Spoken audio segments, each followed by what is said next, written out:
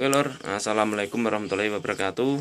Jumpa lagi lur, ketemu saya lagi di channelnya Satrio Baja. Saya ucapkan di kesempatan siang hari ini buat kalian semuanya tetap diberikan kesehatan lahir dan batin, diberikan rezeki yang limpah, berkah dan manfaat. Mudah-mudahan bisa naik haji Mekah, amin. Oke lur, tetap tonton dan simak video-video dari saya. Kali ini adalah kisah-kisah nyata kehidupan atau inspirasi kehidupan dan perjalanan kehidupan yang saya alami. Ini hanya sebagian kecilnya saja lur. Oke lur, terima kasih. Jangan lupa like, share, subscribe banyak-banyaknya lur ya.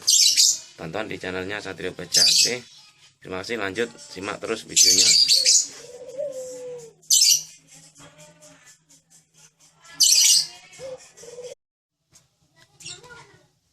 Bagaimana tanggapan Anda tentang seseorang yang berpenampilan seperti ini? Nah, mungkin Anda melihatnya orang itu orang yang tidak punya aturan, orang itu tidak tahu diri, atau bahkan mereka menganggap orang itu orang gila. Nah, apakah Anda tahu apa yang dirasakannya di dalam hati ini? Jadi kita harus berusaha belajar. Jangan cuma membuka mata, tapi bukalah hati di sini lur. Karena apa? Kalau kita cuma membuka mata, kita tidak akan tahu apa yang dirasakan. Kalau masalah membuka mata lur, saya itu sudah biasa. Ini efeknya, ini membuka mata, ini jarang tidur, jadi matanya seperti ini lur. 7 hari 7 malam tidak tidur, itu sudah pernah, sudah biasa. 3 hari 3 malam, 1 hari 1 malam. Nah, yang paling utama adalah membuka hati, biar kita tahu rasanya.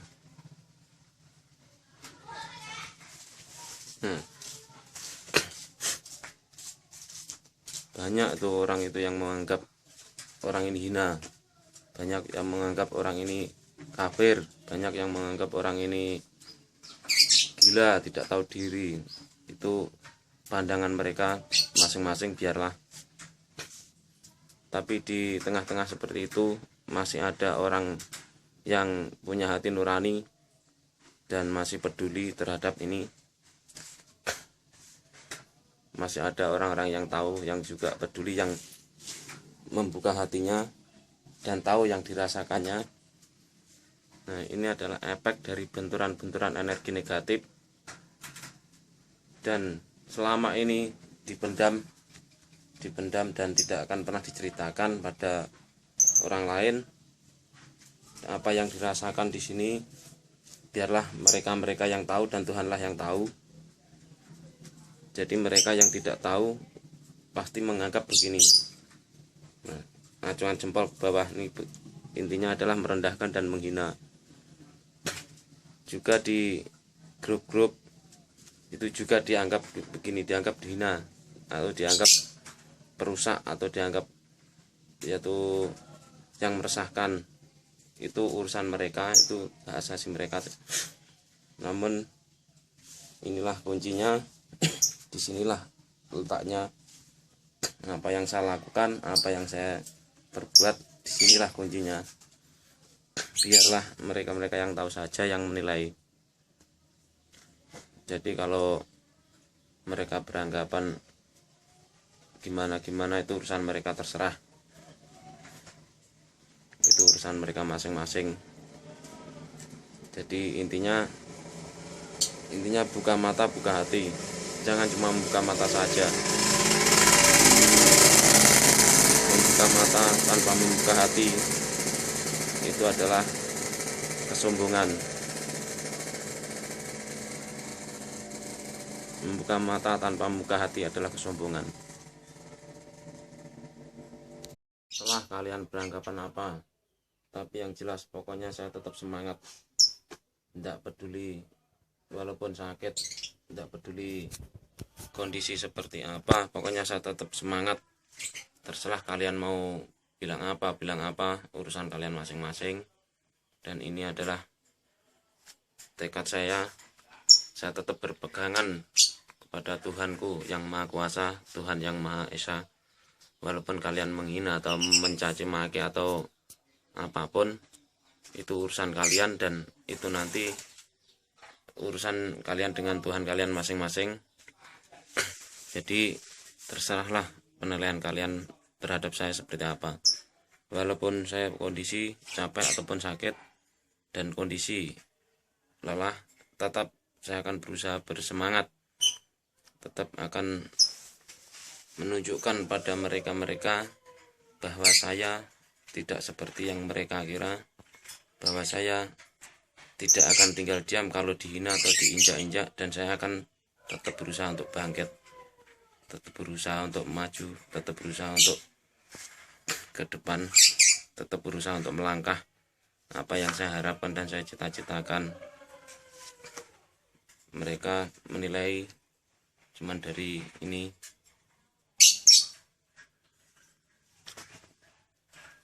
Pokoknya saya tetap berusaha, keimanan hati tetap pada Tuhan Yang Maha Kuasa. Mau minta tolong pada manusia pun itu saya rasa percuma, karena urusannya aja urusan ini. Kalau kita cerita, banyak yang beranggapan kamu kurang ikhtiar, kamu kurang berusaha, kamu kurang tekad. Nah, kalau kita cerita pada Tuhan, itu Tuhan tahu, dan bukti nyata jelas tadi malam. Nah, kan sore istri bilang tidak punya uang. Nah, saya bilang diam, pokoknya diam aja, ndak usah cerita pada siapapun, pokoknya diam aja, dan yakin Tuhan akan memberikan rezeki untuk kita semua sekeluarga, dan yakinlah kita akan diberi. Ya alhamdulillah, jam 11 malam kurang kalau nggak salah, itu ada temen beli bahan bonsai. Ya alhamdulillah dapat rezeki, dan ini saya alami sudah sering kali, dan saya memang sudah terbiasa dalam kehidupanku itu adalah mendapatkan hinaan atau caci makian atau diinjak-injak. Itu sudah biasa. Jadi ini saya anggap biasa, dan tidak punya uang itu sudah sesuatu hal yang biasa. Dan kuncinya pokoknya saya tetap yakin pada Tuhan akan memberi rezeki. Itu saja, pokoknya yakin. Dan itu memang saya alami sudah sering kali, berkali-kali, dan bahkan hampir di setiap kondisi terjepit atau di saat kondisi sama sekali tidak punya apa-apa. Alhamdulillah Tuhan tetap memberikan jalan rezeki. Dan juga ini kisah nyata yang saya alami. Ada banyak saksi teman. Pernah istriku bilang tidak punya uang. Jam 5 sore saya berangkat ke hutan Dongkel, dan ternyata di depan gua itu ada pohon serut yang bagus lor. Dalam waktu 1 jam mulai berangkat sampai pulang, alhamdulillah serut itu bisa saya dongkel. Dan sampai rumah saya cuci, saya posting 350. Ada yang membelinya malahan 500. Dan dia bilang, bahan kok kamu jual 350, bahan begini kok jual 350. Nah saya bilang, kalau kemahalan pak 300 nggak apa-apa, 250 nggak apa-apa. Nah ternyata malah dikasih 500. Dan dia minta tolong untuk proses menanamnya, dan setelah terubus mau diambil. Dan waktu saya tanam lor, jarak 2 hari sampai 3 hari, pohon serut itu ada suara ledakan dari pohon serut itu, alias meletus, suara kelar, klotak gitu. Dan itu saksinya ada 7 orang malam itu yang melihat dan menyaksikan. Setelah saya tanyakan pada teman yang beliaunya juga tahu tentang dunia gaib, ternyata pohon serut yang saya dongkel itu adalah tempat persinggahan beliau, yaitu saudara-saudara dari bangsa jin, yang intinya apa ya, tempat tongkrongannya saya ambil. Nah ini teman ini bilang, seandainya dia itu yang punya serut, pohon rumah serut itu, tidak kasihan sama kamu, pasti menuntut balas. Ini cerita nyata loh. Jadi banyak saksinya, dan ada juga teman saya yang tahu. Ini rumahnya dekat juga ada yang saksikan. Jadi intinya apa? Cerita ini hanyalah cerita masa lalu yang pernah saya alami. Setiap dalam kondisi terjepit, saya tetap yakin pada Tuhan Yang Maha Kuasa, dan terserah nanti ini petunjuknya ini mengarah kemana.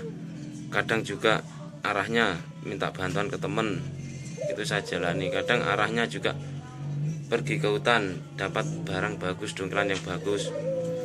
Kadang arahnya untuk berjalan. Di dalam hati ini ada perintah untuk berjalan, pokoknya berjalan kaki. Tidak tahu di jalan ke temen, dan akhirnya ditawarin kerjaan, akhirnya dapat rezeki. Begitulah lur, kisah kehidupan sekilas ini, cuman sekilas, sebagian kecil dari cerita kehidupan yang saya alami. Jadi di konten kali ini saya tidak bikin konten tentang pendongkelan, petualang, dan juga ngevlog ataupun tutorial.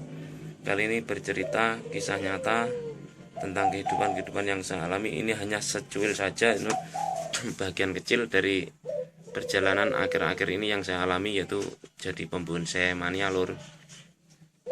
Jadi jangan lupa like, share, subscribe channel Satrio Baja lur. Terima kasih yang sudah nyimak dan sudah tonton. Saya ucapkan mudah-mudahan diberikan kesehatan, keselamatan di dunia dan di akhirat, berikan rezeki yang limpah, berkah dan manfaat, bisa naik haji ke Mekah lur, dan mudah-mudahan dibuka mata dan hatinya lur. Karena membuka mata ini tanpa membuka hati itu akan menimbulkan sifat kesombongan dan keangkuhan dan keegoisan, dan juga kekikiran, yaitu kikir yang pelit. Oke lor, terima kasih. Saya akhiri video kali ini. Saya ucapkan wassalamualaikum warahmatullahi wabarakatuh.